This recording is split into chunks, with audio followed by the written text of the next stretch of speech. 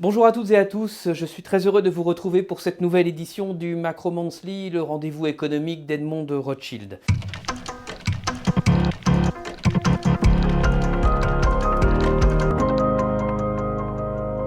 Alors comme chaque mois, je suis en compagnie de Manuel Maleki et de Jean-Christophe Delphine. Je suis à Paris et vous êtes à Genève. Vous l'avez compris, nous sommes à distance, comme le mois dernier. Mais depuis le mois dernier, beaucoup de choses ont changé. L'histoire s'est accélérée et on a vu revenir au cœur de l'Europe une guerre que l'on croyait appartenir au passé.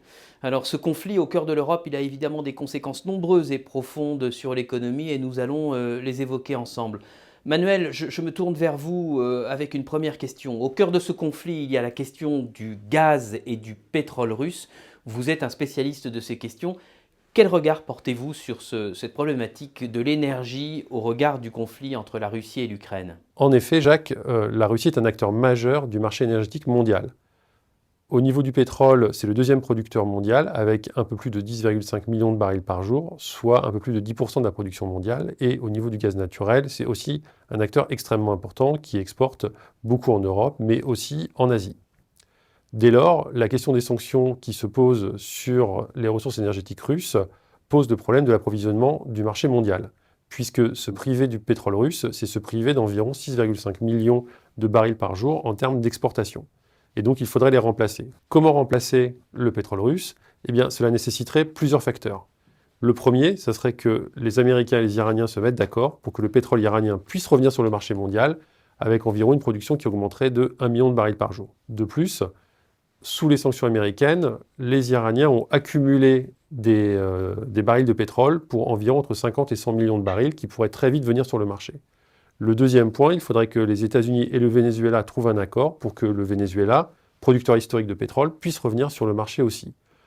Le troisième point, c'est la nécessité que les pays de la péninsule arabique, l'Arabie saoudite en tête, décident d'augmenter leur production. Enfin, le quatrième point, ce serait que les États-Unis voient aussi leur production augmenter de manière substantielle de plus d'1 million de barils par jour. Comme cela, on pourrait compenser environ les 5 à 6 millions de barils manquants dans le cas où la Russie serait sous sanction. Bien sûr, c'est quelque chose qui semble difficile et ce qui explique en fait les tensions qu'on connaît sur les prix et la volatilité qui accompagne la hausse des prix. C'est pour ça que l'on a eu un baril qui a touché les 140 dollars avant de retomber. Et donc, cette volatilité avec cette hausse de prix génère de l'incertitude qui pèse en fait sur le climat global et sur l'économie en général. Alors on le voit bien à travers cette question du gaz et du pétrole que la guerre dépasse les frontières de la Russie et de l'Ukraine. Jean-Christophe, justement, qu'en est-il de l'impact de ce conflit sur les économies de la zone euro, la région dont vous êtes le spécialiste? Alors justement, on l'a compris, la Russie est très importante par rapport à ses exportations, notamment d'énergie. Pour l'Europe, ça consiste vraiment en quelque chose de très conséquent. Pour se rendre compte, 20% de la consommation d'énergie par l'Union européenne euh, est faite à partir de sources énergétiques venant de Russie. 41% du gaz importé par l'Union européenne provient de Russie. C'est également 27% du pétrole importé par l'Union européenne et 47% du charbon utilisé par l'Union européenne qui provient de Russie. Donc c'est effectivement quelque chose de très important. Mais la Russie n'est pas simplement un fournisseur de matières énergétiques pour l'Union européenne. La Russie produit et exporte également à destination de l'Europe un nombre important de métaux et également de produits agricoles qui sont d'ailleurs aussi produits en Ukraine. On peut parler par exemple du nickel, de l'étain, mais également de l'orge, du blé, du maïs, du bois et bien sûr des engrais. Donc ceci va avoir un impact. On voit que les prix sur ces matières premières ont fortement monté. Il y a aussi dans une certaine mesure déjà une raréfaction de certaines à destination de l'Europe. Donc il y aura un impact sur l'inflation, montée des prix, et puis sur la croissance économique. Nous avons élaboré plusieurs scénarios. On estime que selon ces différents scénarios, l'impact sur la croissance économique sera le plus fort entre le deuxième et le troisième trimestre de cette année, avec, dans les cas les plus pessimistes, une stagnation, voire une légère contraction de l'activité à ces moments-là, en particulier pour des pays plus exposés. Et sur l'inflation, on s'attend, dans les pires des cas, dans les scénarios évoqués, à des pics d'inflation par exemple pour la zone euro, à plus de 8% au cours du deuxième trimestre, avant que la situation ne se détende et que l'inflation se résorbe progressivement, tout en restant à des niveaux plus élevés que ce qu'on a connu avant la crise et ces dernières années. Là, vous parlez de l'impact global sur la croissance, sur l'inflation.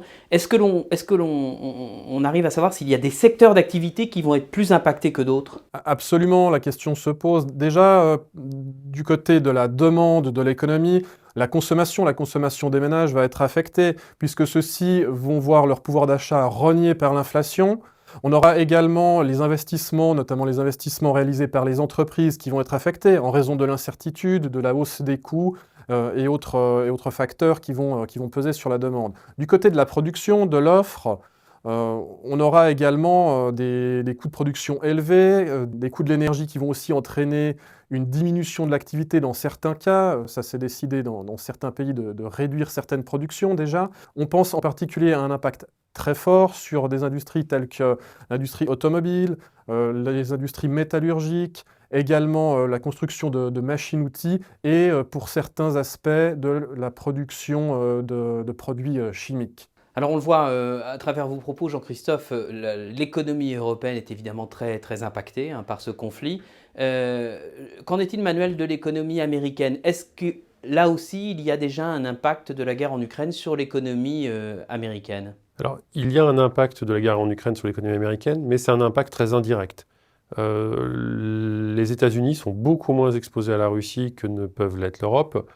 Pour illustrer par exemple, les États-Unis consomment environ 20 millions de barils par jour et ils importent 5 à 600 000 barils venant de Russie.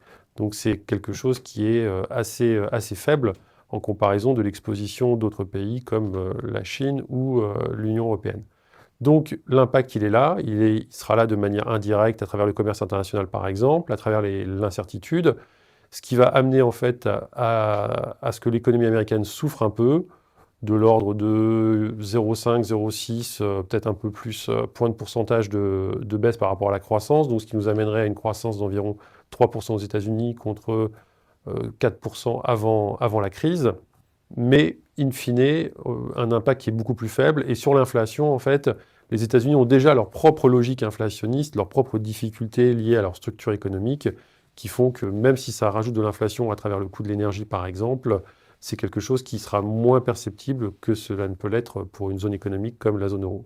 Alors on vous entend tous les deux parler d'inflation. Il y a un mois, et ça paraît déjà loin avec tous les événements que nous avons connus, on évoquait les positions et les décisions possibles des banques centrales face à ce retour de l'inflation.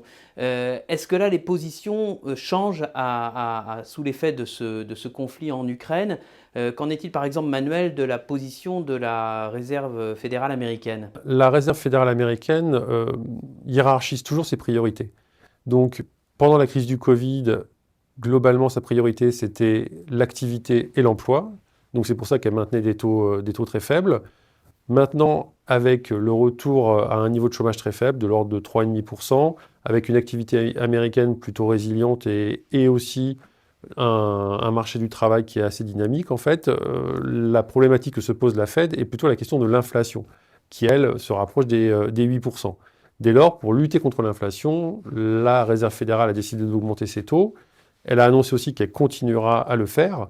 Et donc, ça veut dire qu'on est en train de rentrer dans un cycle haussier au niveau de la Fed et que, pour l'instant, même si elle surveille le développement de la guerre de la Russie contre l'Ukraine, pour l'instant, cela n'a pas amené à modifier en fait sa stratégie de hausse des taux. Donc c'est un élément d'incertitude supplémentaire, mais qui n'impacte pas la volonté de la Fed de lutter contre l'inflation et donc de remonter les taux directeurs. Jean-Christophe, du côté de la Banque centrale européenne, quelles sont les décisions que l'on peut attendre?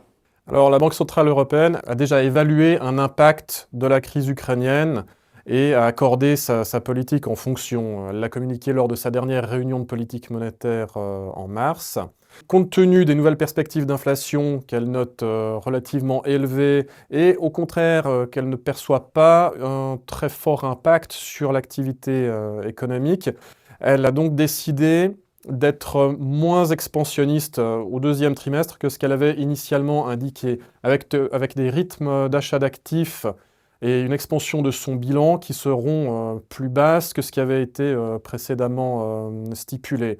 Cela dit, il ne faut pas confondre ceci avec un resserrement de la politique monétaire, ni même une accélération de la normalisation de la politique monétaire de la BCE.